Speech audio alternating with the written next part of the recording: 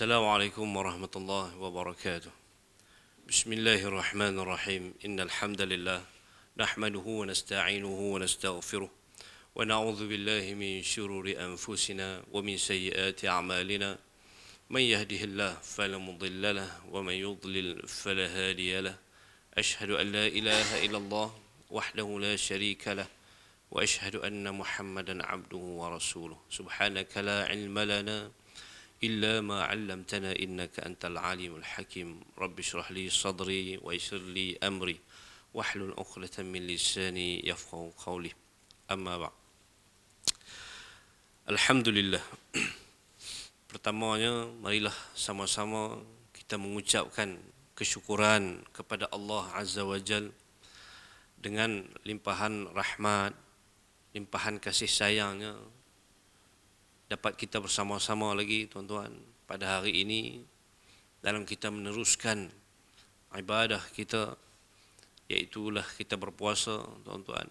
Hari ini juga adalah hari Jumaat, penghulu segala hari, yang mana pada waktu ini antara waktu-waktu yang dimustajabkan doanya, maka berbanyaklah kita meminta doa kepada Allah Subhanahu wa taala. Moga-moga apa yang kita minta ini dikabulkan oleh Allah Subhanahu wa taala. Tuan-tuan dan puan-puan yang dirahmati Allah, kita hari ini dah berlalu tuan-tuan. Hari ini dah kita 22 Ramadan. Yang mana kita sampai hari ini ada kadang-kadang orang yang dia tak berasa pun, dia kata Allah 22 dah. Tak banyak hari dah tuan-tuan.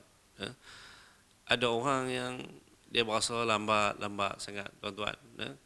Tapi tuan-tuan, bagi orang yang dia menyibukkan diri dia dengan amalan-amalan saleh tuan-tuan, dia isikan masa dia ni dengan amalan-amalan saleh, dia mengaji dan sebagainya, maka Ramadan bagi dia terlalu pantas untuk berlalu meninggalkan dia.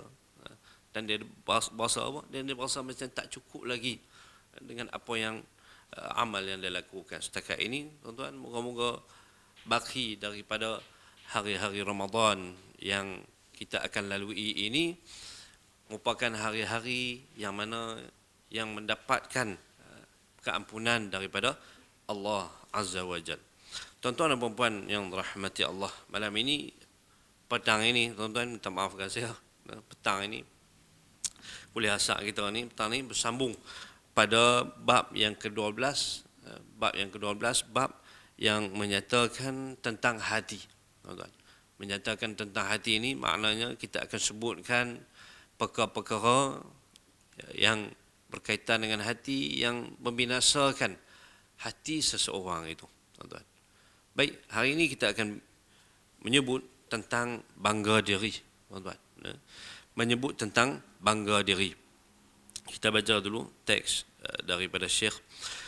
Kita perlu mengetahui apabila sesuatu kemegahan memiliki segala hati yang dituntut bagi mentaatinya, seperti memiliki kekayaan bagi menunaikan segala keinginan dan menyampaikan kepada beberapa tujuan, sebenarnya kasih terhadap kemegahan itu adalah satu sifat yang dicela yang menyebabkan kebinasaan. Allah Subhanahu wa taala menegaskan di dalam surah Al-Qasas ayat 83, tilka ad-darul akhiratu naj'aluha lilladzina la yuriduna 'uluwan fil ardi wala fasada. Tuan-tuan dan puan-puan yang dirahmati Allah, bangga diri, tuan-tuan. Bangga diri ni maknanya kita teringin, kita mau supaya apa? Supaya benda-benda yang berkaitan dengan kemegahan ni, berkaitan dengan kemegahan, berkaitan dengan kekayaan ini, ataupun kemegahan disebabkan kita nak kepada pangkat dan sebagainya. Kita nak benda tu kita ada nama, tuan-tuan. Kita nak kita panggil kata nak nama tu. Kita nak nama itu merupakan salah satu daripada sifat kemegahan, tuan-tuan. Megah ni makna bangga diri. Disebabkan dia ada nama, di kalangan orang ramai dia ni ada nama. Makna dengan nama dia itu dia berasa megah. Dia berasa bangga diri dia disebabkan dia ada nama, dia ada kemegahan itu. Maka itu adalah sifat yang dicela yang menyebabkan satu masa lagi akan menyebabkan diri dia ni binasa. Benarlah firman Allah Azza wa Jal, tuan-tuan. Allah kata apa? Tilkad darul akhirah. Maka negeri akhirat. Maka negeri akhirat ini makna di sana nanti. Dan di akhirat nanti adalah tempat yang sudah diterangkan akan nikmat-nikmatnya itu. Tuan-tuan. Di akhirat nanti, mana Allah kata di situ tu telah diterangkan akan nikmat dia itu, naj'aluha lilladzina la yuridu 'uluwan fil ardi wala fasada. Mana akhirat ni untuk tempat orang yang nak dapat kenikmatan itu, Allah kata apa? Allah kata kami sediakan bagi orang-orang yang tidak bertujuan mahu mendapat pengaruh ataupun kelebihan di muka bumi dan tidak ingat mahu melakukan kerosakan di muka bumi ini. Tuan-tuan. Maka akhirat ini, ganjarannya, nikmat dia ini akan diperolehi kepada orang yang apabila disebut tentang keduniaan ini, dia cuba untuk jauhkan diri dia. Dia cuba untuk tinggalkan diri dia daripada menyebutkan ataupun berlawan sesuatu yang boleh memberi faedah kepada keduniaan semata-mata, maka dia cuba untuk elakkan. Tuan-tuan. Kerana apa? Kerana dia percaya orang yang cuba untuk mengelakkan diri dia daripada benda-benda yang tak bermanfaat kepada dia di dunia ini, benda-benda yang boleh bawa kepada dia ini bangga diri. Bila bangga diri ini, tuan-tuan, banyak kita dapat pujian dan sebagainya, akhirnya benda ini akan membinasakan diri kita akan lalai dan sebagainya, tuan-tuan. Maka rugi orang yang sebegini di akhirat, sedangkan kata Allah Subhanahu wa taala, akhirat itu nikmat-nikmatnya Allah berikan kepada mereka yang yang hidup mereka ni bukan tujuan untuk mendapat pengaruh dan sebagainya, dan juga yang mereka ini hidup di dunia dengan tidak melakukan kerosakan, ataupun kita kata hidup di dunia ni bukan tujuan ni untuk melakukan maksiat, untuk melakukan keingkaran terhadap Allah Subhanahu wa taala, tuan-tuan. Boleh tuan-tuan, makna bangga diri. Bangga diri ini makna kita ada sifat megah dan sebagainya. Itu menyebabkan kita ada bangga diri. Bila bangga diri ini, tuan-tuan, kita akan merasa besar diri. Bila besar diri, apa orang nasihat kepada kita pun kita tak akan terpakai. Pasal apa? Pasal kita akan merasa orang lain lekeh daripada kita. Kita merasa kita ni besar, tuan-tuan. Allah Subhanahu wa taala sudah menghimpunkan dalam ayat ini untuk tujuan ketinggian dan kebinasaan. Allah Subhanahu wa taala juga menerangkan bahawa pada hari akhirat hati manusia ini berasa sunyi daripada kedua-dua kehendak itu. Ketinggian yang dimaksudkan itu adalah kemegahan. Tuan-tuan. Mana Allah Subhanahu wa taala terangkan bahawasanya di hari akhirat nanti hati manusia yang berasa sunyi daripada dua kehendak tu. Tuan-tuan. Makna hati manusia yang berasa sunyi ini, macam ayat tadi lah kita baca. Hati dia ni merasa tak mau kepada apa? Tak mau kepada ketinggian dan juga kemegahan.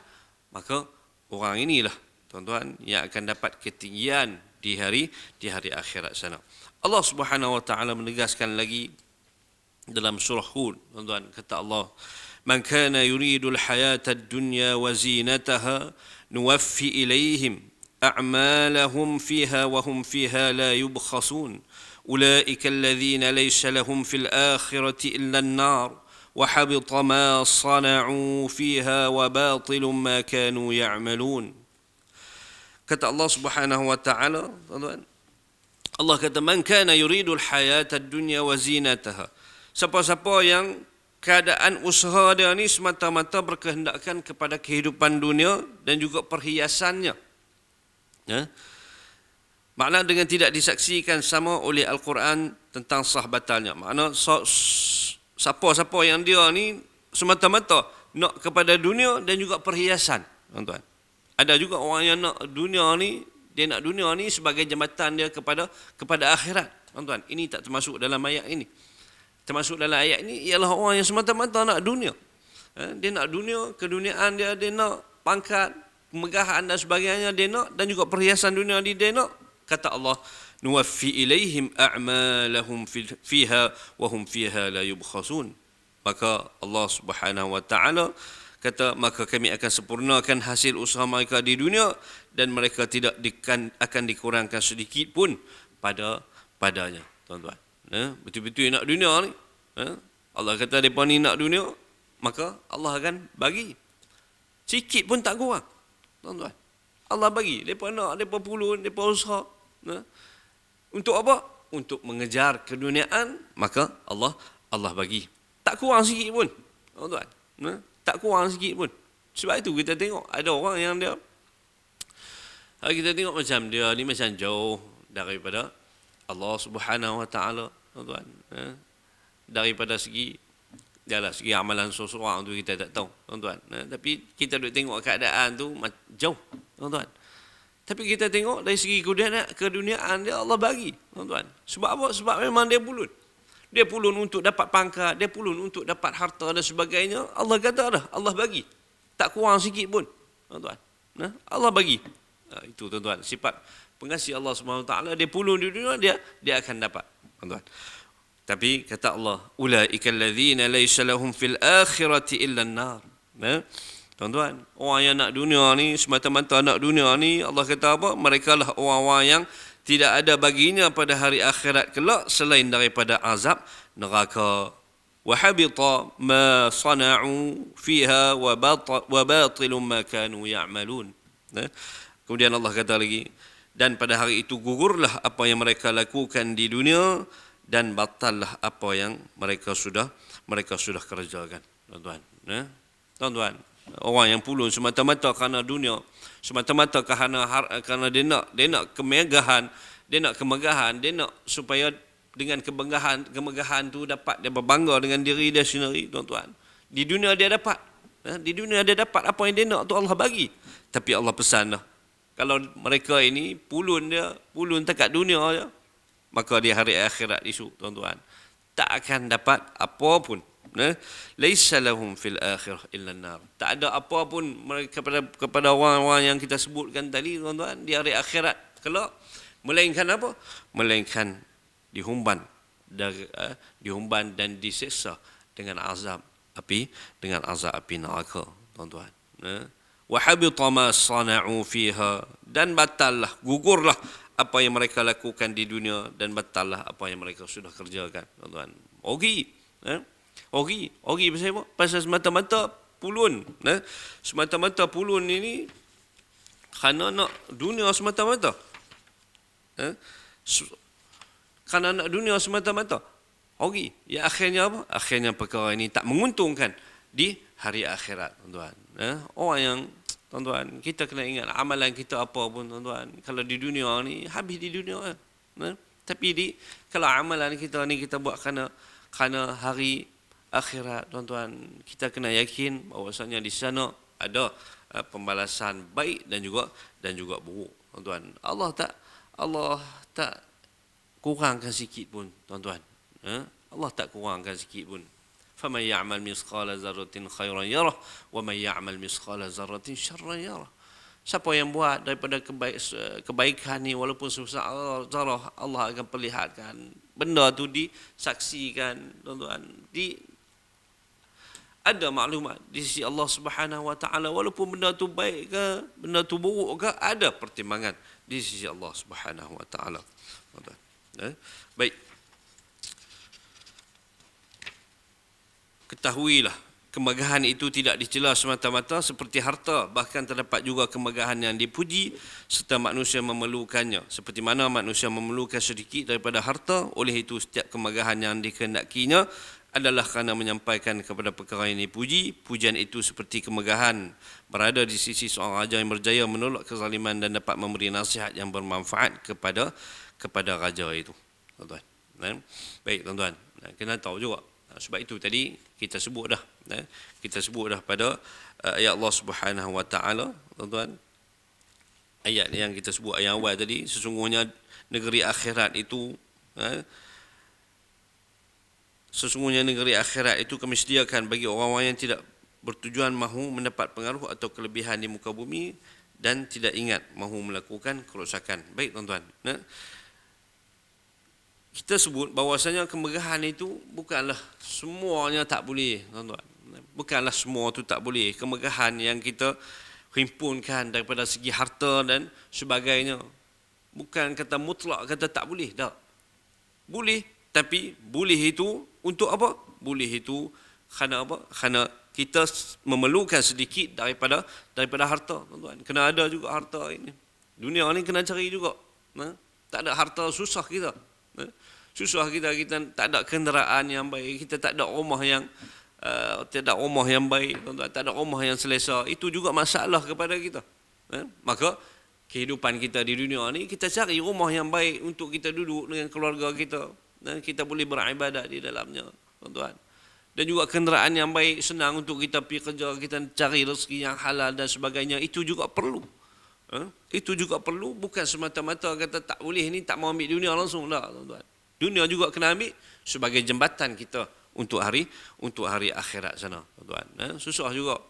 Kalau orang ni dia tak mau dunia tu, apa pun tak mau, tuan-tuan. Susah. Susah lagu mana? Susah, tuan-tuan. Kefakiran, kadang-kadang kefakiran itu boleh membahayakan diri seseorang, tuan-tuan. Yang mana kalau kita tengok kefakiran ni, kadang-kadang bila dia susah sangat, dia ni berhenti berharap pada Allah Subhanahu Wa Taala. Berhenti berharap ni makna dia jarang dia berdoa, jarang dia minta kepada Allah Subhanahu Wa Taala. Banyak dia berharap apa? Banyak dia berharap kepada orang, minta bantuan kepada orang semata-mata.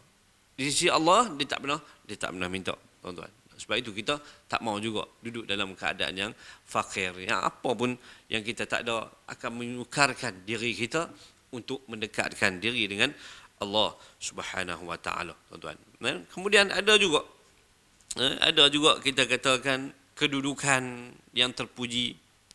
Kedudukan yang terpuji ni makna di dalam masyarakat ataupun di dalam sebuah kepimpinan itu, ada orang yang diberikan pangkat kepada dia, ada orang yang Allah angkat darjat dia untuk menjadi apa? Untuk menjadi orang yang ada nama, untuk menjadi orang yang ada pengaruh, tapi dia gunakan pengaruh dia itu untuk menasihati orang yang perlu untuk dia nasihati ini, untuk menolak kezaliman dan sebagainya, tuan-tuan. Kita katakan contoh orang-orang yang daripada segi ulama yang dinaikkan di dalam kerajaan umpamanya, maka mereka seharusnya menjadikan pangkat mereka itu sebagai apa? Sebagai satu tempat untuk memberikan manfaat kepada pemerintah dan sebagainya, tuan-tuan. Maka duduk di kedudukan itu dapat menasihati umara, dapat menasihati pemimpin supaya perkara ini jangan dilakukan, dan ni boleh, ni tak boleh, tuan-tuan. Daripada segi pertimbangan syarak, tuan-tuan. Baik. Maka itu kita katakan apa? Kita katakan kedudukan yang boleh memberikan manfaat kepada seseorang itu tidaklah dicela di dalam agama, tuan-tuan. Yang dicela ni apa? Yang dicela ni dia dapat kedudukan dan sebagainya, dan dia menyalahgunakan kedudukan dia itu untuk kepentingan diri dia ataupun kepentingan duniawi dia semata-mata, tuan-tuan. Baik. Kata Syekh lagi, sebenarnya ubat bagi kasih akan kemegahan itu adalah ilmu dan amal. Dia makna kalau kita tengok dalam tajuk-tajuk yang sebelum ni pun, Syekh selalu menyebut bahawasanya ubat ataupun penawar bagi hati ini untuk bahasa tolak keduniaan ini, untuk tolak bahasa bangga diri ini, selalunya ada dua lah, iaitu ilmu dan juga amal, tuan-tuan. Sebelum ni kita sebut apa? Kita sebut pengetahuan dan juga pekerjaan. Ini kita sebut ilmu dan juga amal. Ilmu pengetahuan yang dimaksudkan adalah seseorang itu perlu mengetahui setiap kebinasaan yang bersegera menimpa di dunia ini, seperti manusia berasa dengki terhadapnya, kemudian namun susah memelihara kemegahannya daripada hilang, kerana setiap yang mempunyai kemegahan itu sentiasa berasa takut hilangnya kemegahannya, disebabkan hati manusia yang sentiasa berubah-ubah. Ini kerana hanya Allah Subhanahu Wa Taala berkuasa membolak-balikkan hati manusia, tuan-tuan. Baik, daripada segi ilmu kita kena tahu, orang yang nak Orang yang nak hindarkan diri dia ni daripada bangga diri ni, dia kena tahu, dia kena ada ilmu, bahwasanya dia kena tahu bahwasanya kebinasaan yang bersegera menimpa di dunia ini, manusia akan rasa dengki terhadap dia. Di dunia ni disebabkan dia cuba cari pengaruh dan dia naik, dia ada pangkat dan sebagainya. Tuan-tuan kena ingat, kebinasaan tu nampak dah. Tuan-tuan, nampak dah di dunia ni. Antaranya apa? Antaranya bila kita duduk atas, ada orang yang dengki kepada kita. Tuan-tuan, bila orang dengki ni, orang akan buat macam-macam. Tuan-tuan. Jadi tuan-tuan, bila kita ada peluang untuk naik ke atas ni, kita tengok kepada niat kita. Niat aku ni untuk dapat jawatan, untuk berkhidmat sebaiknya kepada orang bawahan. Tuan-tuan, itu tak menjadi masalah. Yang menjadi masalah naik untuk kepentingan diri dia semata-mata. Tuan-tuan. Baik tuan-tuan.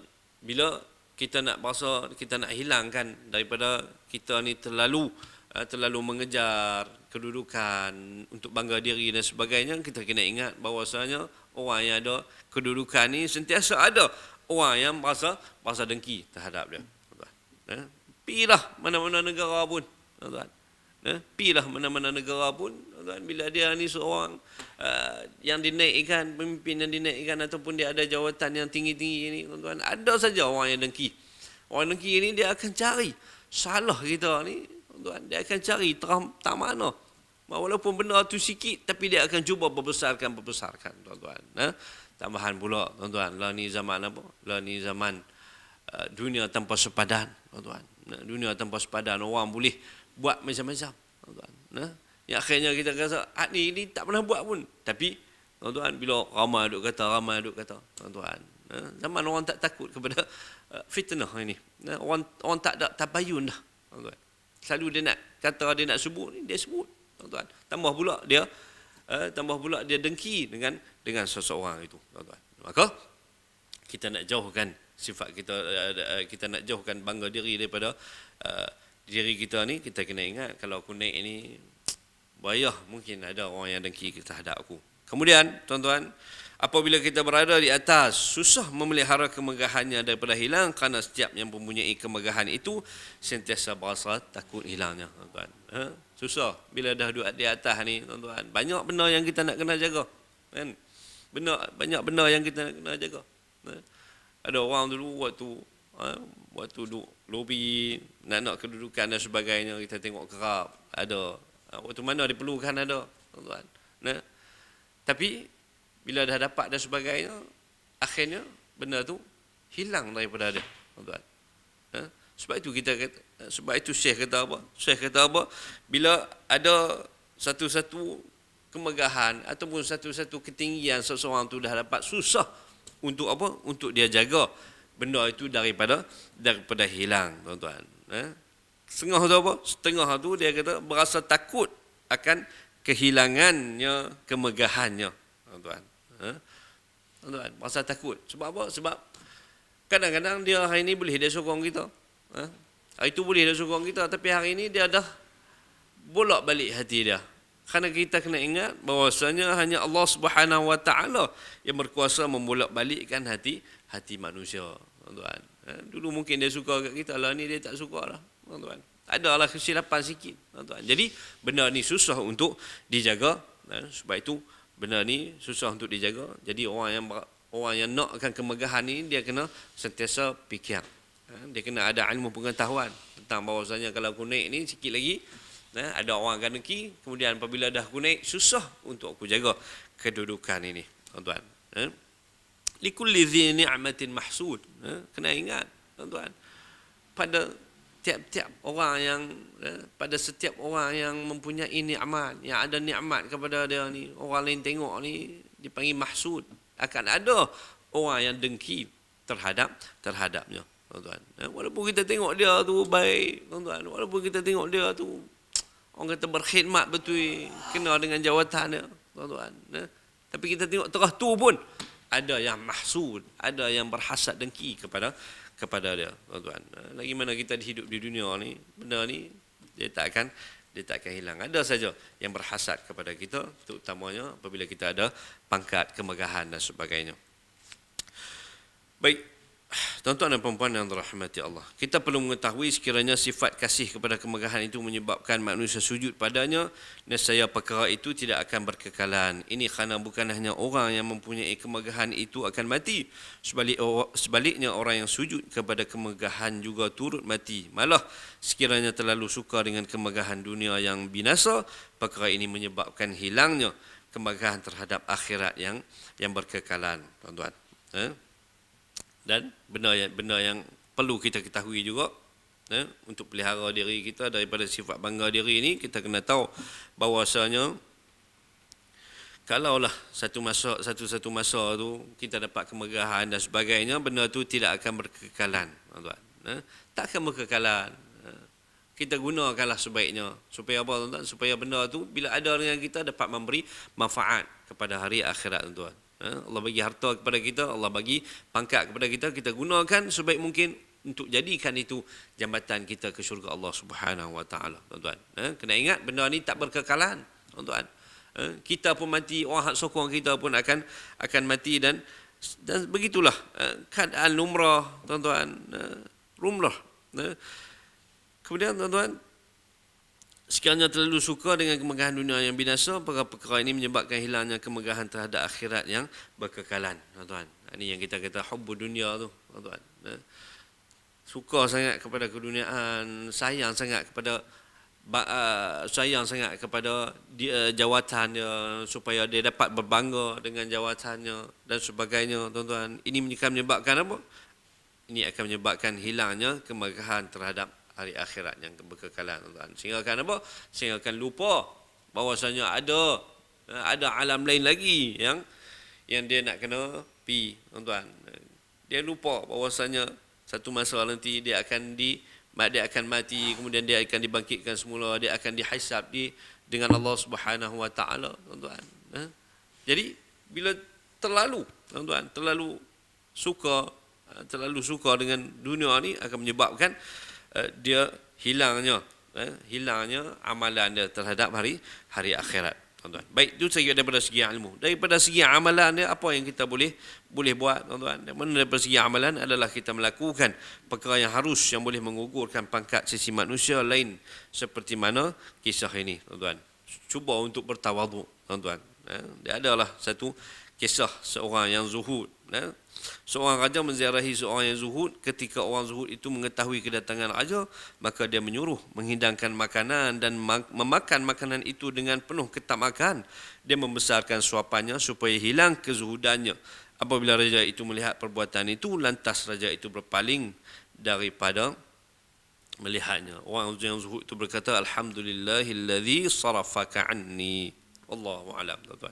Ada satu kisah yang menceritakan seorang yang dia sebenarnya zuhud, tuan-tuan. Dia seorang yang sebenarnya zuhud, tapi dia dengar ada raja nak maziarah dia, disebabkan sifat kezuhudan dia yang orang kata apa, yang masyhur, sampaikan raja nak maziarah dia, nak tengok zuhud dia ni terah mana, tuan-tuan.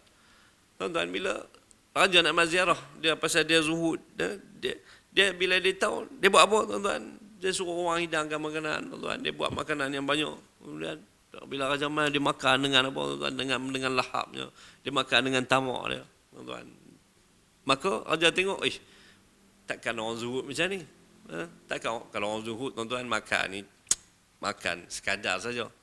Tapi dia tunjuk kata bukanlah dia yang zuhud itu, tuan-tuan. Sebab apa? Sebab dia tak mau kan penghargaan, tuan-tuan. Dia tak mau kan penghargaan. Jadi bila raja tengok keadaan dia lagu tu, raja pun berpaling. Berpaling ni makna tak apalah, dia orang kata ya zuhud, tapi mai tengok keadaan dia sebenar, bukan sebenarnya macam tu pun. Jadi raja pun berpaling dan tak mai dah tengok dia. Dan orang yang zuhud ni pun berkata apa? Alhamdulillahillazi sarafaka anni. Segala puji bagi Allah yang memalingkan dikau daripada aku, tuan. Dia mengucapkan syukur kepada Allah supaya apa? Supaya mungkin bila raja mai, mungkin akan bagi kepada dia ni, akan bagi kepada dia penghargaan yang perhargaan yang dia berasa kata tak selayaknya, tuan-tuan. Sebab itu dia tunjuk kata dia ni bukanlah daripada kalangan orang yang zuhud, tuan-tuan. Tengok tuan-tuan. Orang zuhud ni bukan dia menunjuk, tuan-tuan. Kadang-kadang orang kita ni dia nak tunjuk kata dia zuhud ni, tuan-tuan. Dia buat lekeh. Dia buat lekeh apa pun semua dia buat lekeh, tuan-tuan. Padahal harta ni ada, harta ada, duit ada apa semua. Tapi baju pun pakai hak tu saja, tuan-tuan. Baju pun kalau kita tengok nampak sampai ke dalam ni. Pasal apa? Pasal duk ulang hak tu je, rajin basuh, tuan-tuan. Nak tunjuk kata apa? Nak tunjuk kata zuhud, tuan-tuan. Bukanlah itu yang sebenarnya zuhud. Zuhud ini sebenarnya berada di dalam hati kita. Wallahu a'lam, tuan-tuan. Habis pada bab menyatakan tentang bangga diri. Kita pergi kepada bab yang seterusnya, tuan-tuan. Dengan masa sikit lagi yang ada ni, kita tengok pada bab cintakan dunia, tuan-tuan. Masih lagi dalam bab tentang hati ini, iaitulah tentang cintakan dunia, hubbud dunia, tuan-tuan. Setiap kenikmatan seperti keinginan kepada segala benda yang hanya mengikut nafsu dan kemegahan yang ada di atas muka bumi ini adalah sebahagian daripada pelbagai perkara di dunia. Dengan kata lain, dunia ini tiada perkara yang boleh memberi faedah selepas daripada kematian. Namun di akhiratlah yang akan memberi manfaat selepas daripada kematian. Tatkala kita menuntut ilmu dan beribadah di dunia, ia ibarat makanan yang dapat membantu bagi melakukan ibadah, tuan-tuan.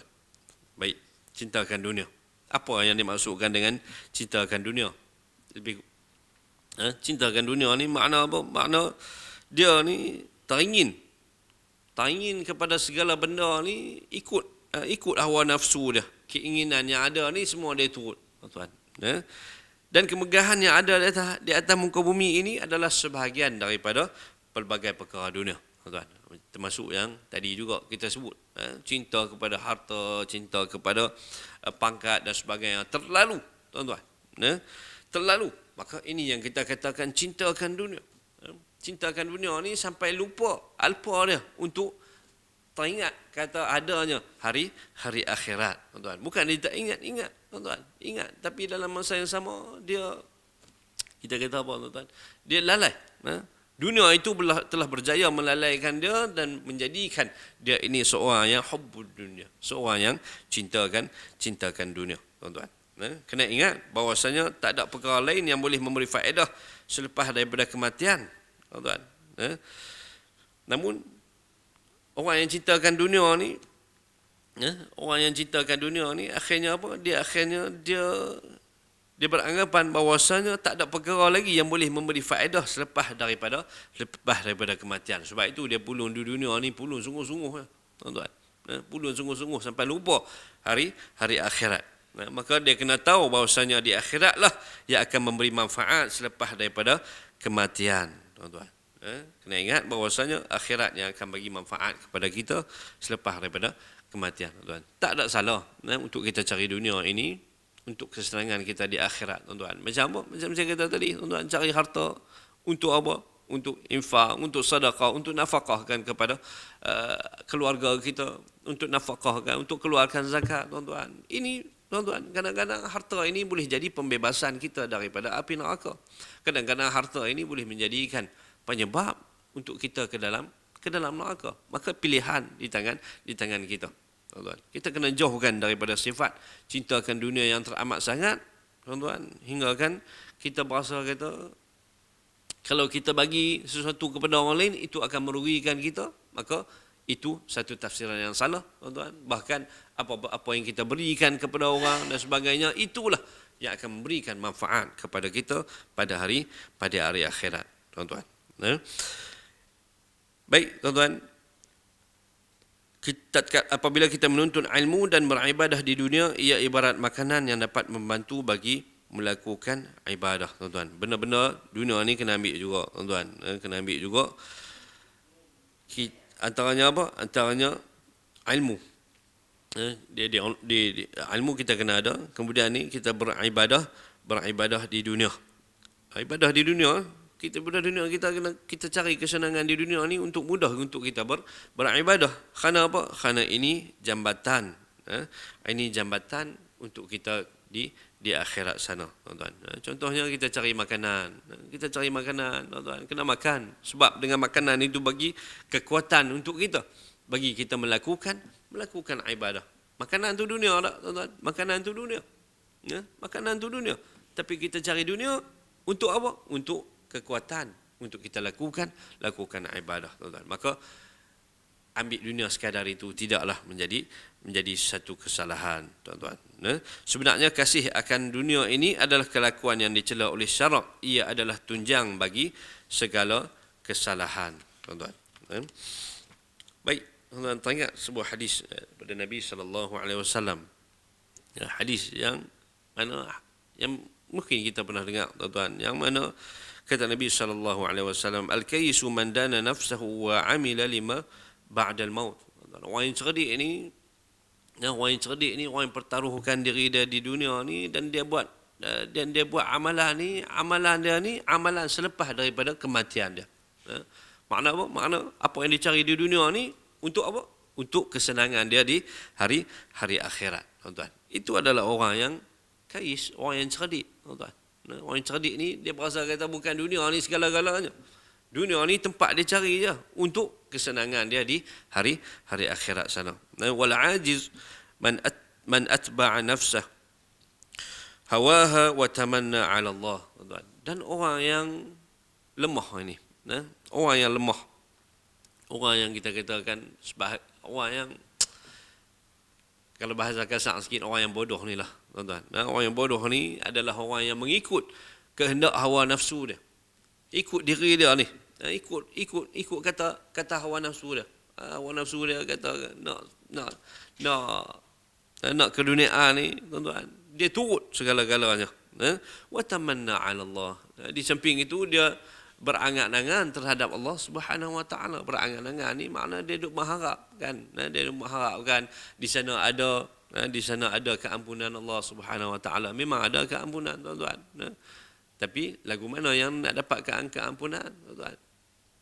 Orang yang di dunia ni dia tak ingat langsung seperti mana yang disebut oleh Allah Subhanahu wa taala. Yang seperti mana yang disebut oleh Allah Subhanahu wa taala yang telah kita bacakan tadi, tuan-tuan.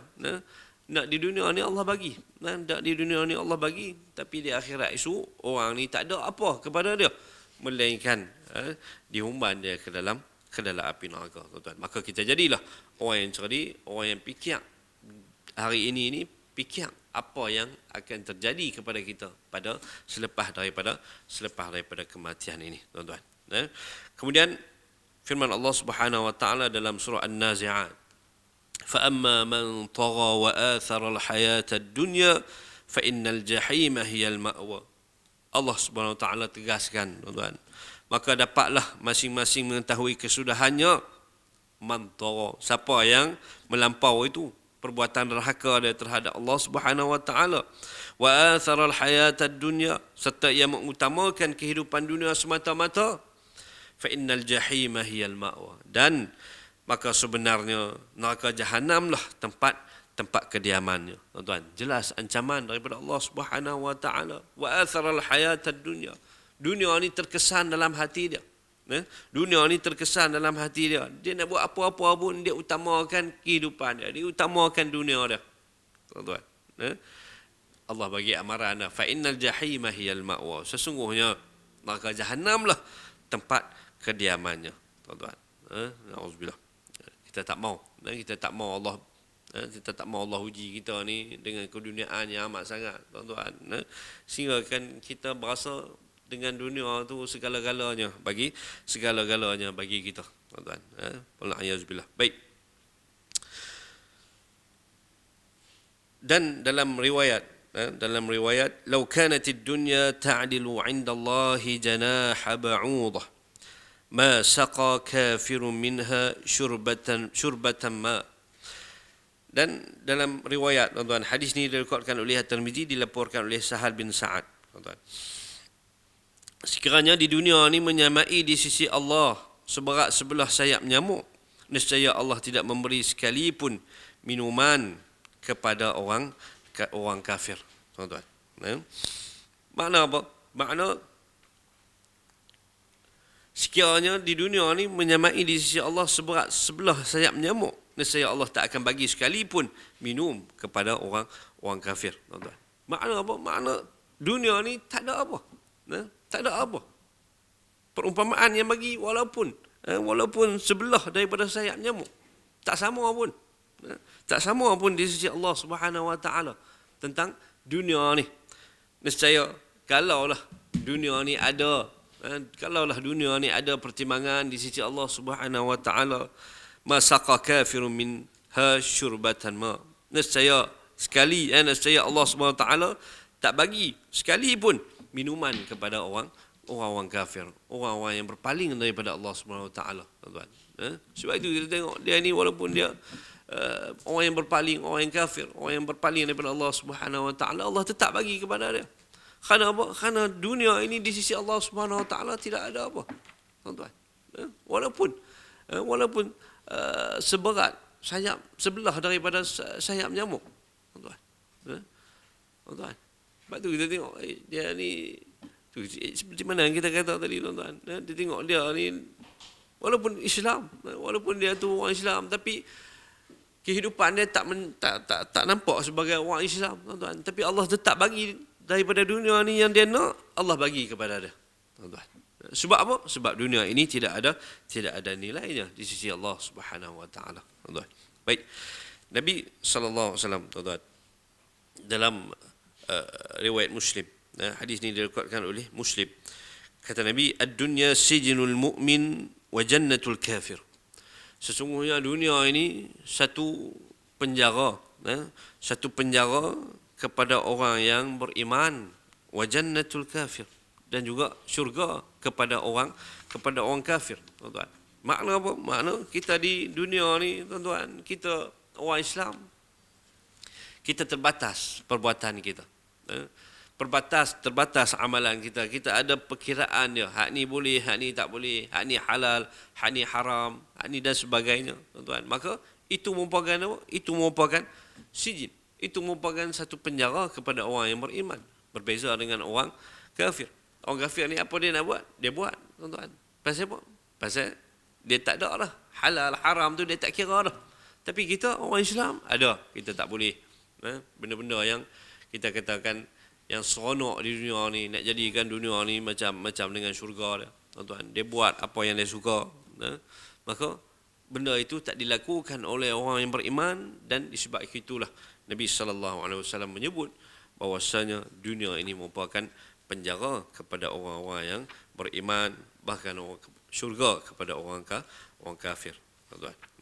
Kita percaya apa? Kita percaya syurga yang kekal adalah selepas daripada kematian kita berada di hari akhirat nanti, iaitulah syurga yang kekal di dalamnya, tuan-tuan. Sebab itu, tuan-tuan, kita ni terbatas masa kita. Ada masanya kita kena beribadah, ada masanya kita kena salat, ada masanya kita kena puasa. Jadi kita tertakluk dengan undang-undang itu untuk kita dapat pembalasannya, untuk kita dapat ganjarannya di hari akhirat di hari akhirat nanti, tuan-tuan. Kemudian kita perlu mengetahui bahawasanya dunia adalah satu tempat celaan, namun segala amal kebajikan yang dilakukan di dunia adalah bekalan kita di akhirat. Justru dunia adalah tempat mencari bekal untuk perjalanan ke negeri yang kekal, seperti mana yang ditegaskan oleh Allah Subhanahu Wa Taala dalam surah Al-Baqarah, wa tazawwadu fa inna khairaz zadi taqwa. Dan kata Allah, hendaklah kamu membawa bekal dengan secukupnya, kerana sebenarnya sebaik-baik bekal itu adalah takwa, yakni iaitu menjunjung perintah Allah dan menjauhkan setiap larangannya, tuan-tuan. Baik, kita kena tahu dunia ni sebenarnya ujian kepada kita, ujian kepada kita. Boleh jadi baik, boleh jadi buruk kepada kita, tuan-tuan. Sebab segala amal yang kebajikan yang dilakukan dunia ni adalah bekalan kita di akhirat, tuan-tuan. Ini makna kita tak buanglah dunia tu. Dunia ni Allah bagi kehidupan kita, kita hidup, tuan-tuan. Kita hidup dengan mana yang telah diperintahkan oleh agama kita, kita hidup, tuan-tuan. Sebab apa? Sebab itu ada ganjarannya di hari akhirat itu. Sebab itu Allah Subhanahu Wa Taala tegaskan, carilah bekal sebanyak mana pun. Carilah bekal, dan sebaik-baik bekal apa dia apa? Adalah takwa. Takwa ni apa, tuan-tuan? Takwa ni ialah kita imtithali awamirih. Kita melakukan apa yang diperintahkan oleh Allah Subhanahu wa taala, wajtinabi nawahi, dan kita menjauhkan setiap apa yang telah dilarang, tuan-tuan. Itu sebenarnya takwa yang disebut oleh Allah Subhanahu wa taala untuk kita ni tambah, tuan-tuan. Untuk kita ni tambah. Baik. Oleh yang demikian, kebinasaan tidak berlaku melainkan mereka yang dilai-laikan oleh dunia daripada akhirat dan melupakan segala keseronokan sepanjang perjalanannya. Seperti seorang yang bermusafir di dalam hutan bersama orang ramai, maka dia melihat buah-buahan dan bersungguh-sungguh memakan buah itu sehingga ditinggalkan oleh kaumnya. Akhirnya dia pun sesat dan diterkam oleh binatang yang buas, tuan-tuan. Nampak, tuan-tuan? Bagi perumpamaan di sini, dunia ni semua orang ada, tuan-tuan. Semua orang dapat dunia ni. Semua orang Allah bagi duduk di dunia ni. Kadang-kadang Allah bagi sikit, kadang Allah bagi ada kelebihan masing-masing, tuan-tuan. Tapi itu semua adalah ujian kepada kita. Nak tengok kita lalai ke tak di akhirat, di dunia ni. Apabila kita lalai di dunia ni, akan menyebabkan kita jadi orang yang rugi di akhirat, tuan-tuan. Syekh ni bagi dia punya perumpamaan seperti mana orang yang bermusafir dalam hutan, tuan-tuan. Pakat amal ni masuk dalam hutan. Pakat amal masuk dalam hutan, tiba-tiba ada di kalangan orang ramai-ramai tu, ada 2-3 orang yang masuk dalam hutan ni, banyak benda, banyak buah yang dia tak pernah tengok. Dia berhenti saat petik pi depan saat petik yang orang lain jauh dah pi, tuan. Yang orang lain pakat jauh dah pi, tinggalkan dia. Akhirnya tak ada siapa tinggalkan dia. Akhirnya semua pakat tinggalkan dia. Akhirnya dia pun tak ada panduan, tuan. Dia pun sesat. Duduk dalam hutan tu dia sesat. Pasal apa? Pasal dia duduk galit, ambil buah dan sebagainya, benda-benda yang baru yang dia tengok, dia terkesan dengan itu, maka dia pun tersesat. Yang akhirnya apa? Yang akhirnya akan membinasakan dia. Mai binatang apa semua tak boleh minta tolong, tak boleh panggil dah, orang dah tinggalkan dia jauh, dia seorang yang tersesat, maka mai binatang itu akan membinasakan dia, tuan-tuan. Auzubillah. Ini orang yang terkesan hati dia dengan dunia. Baik. Kita perlu mengetahui siapa yang merasakan badannya dilumuri dengan keduniaan, hatinya kosong dan bersih, nescaya dia sudah ditipu oleh syaitan, tuan-tuan. Ini duk rasa lega, duk rasa kata orang lainnya yang suka dunia tu dia ada, tuan-tuan. Dia ada. Maka kena ingat juga bahawa kita duk rasa kata orang lain saja yang duk tertipu oleh dunia kita ni dak, bahawasanya kita kena tahu itu adalah satu mainan daripada mainan syaitan. Syaitan nak tipu kepada kita, tuan-tuan. Baik. Tuan-tuan dan puan-puan yang dirahmati Allah, tuan-tuan. Dalam satu riwayat, tuan-tuan, dalam satu riwayat hadis diriwayatkan oleh Al-Baihaqi daripada Al-Hasan Al-Basri daripada Anas radhiyallahu anhu. Tapi standard dia hadis ni hadis mursal. Kita boleh sebut kata riwayat, tuan-tuan, sebagai satu riwayat saja. Innama mathalu sahibid dunya kalmashi fil ma hal yastati'u alladhi yamshi fil ma alla tabtalla qadamahu. Sebenarnya bandingan orang yang mempunyai sifat keduniaan seperti orang yang berjalan pada air. Adakah kuasa yang berjalan pada air tidak basah pada kedua tapak kakinya, tuan-tuan. Baik. Ini peringatan kepada kita yang kita duk rasa kata orang lain saja orang lain yang duk tenggelam dengan dunia kita dak, padahal kita pun sama-sama duduk dalam dunia ni. Maka kita kena tahu bahawasanya perumpamaan dia seperti mana dua-dua ni masuk dalam air. Dua-dua ni masuk dalam air. Takkan seorang saja yang terkesan yang basah kaki dia, mesti dua-dua basah, tuan-tuan. Maka kita kena ingat lagu tu, bila dia juga diuji dengan keduniaan, kita kena rasa kita juga diuji dengan keduniaan. Maka kita cubalah untuk kita, bukan mengelak, tuan-tuan, makna untuk kita, apa kita kata, tuan-tuan, untuk kita didik diri kita supaya kita tak terus tersesat, supaya kita tak terus tenggelam di di dalam nikmat dunia, tuan-tuan. Carilah, carilah nikmat dunia ini, carilah, tuan-tuan. Cari kerana apa? Kerana nikmat dunia ini boleh buat apa? Boleh menyebabkan kita ni jadi seorang yang beruntung di akhirat kalau kita pandai menguruskan apa yang Allah bagi kepada kita ni daripada segi dunia ini, tuan-tuan. Saya rasa, tuan-tuan, cukup sekadar itu kuliah asar kita, tuan-tuan, pada hari ini. Moga-moga apa yang kita kongsikan pada hari ini, tuan-tuan, menjadi sebagai satu manfaat kepada kita dan menjadi satu titik muhasabah di dalam diri kita untuk kita bersihkan hati kita, untuk mendekatkan kita lagi dengan Allah Subhanahu wa taala.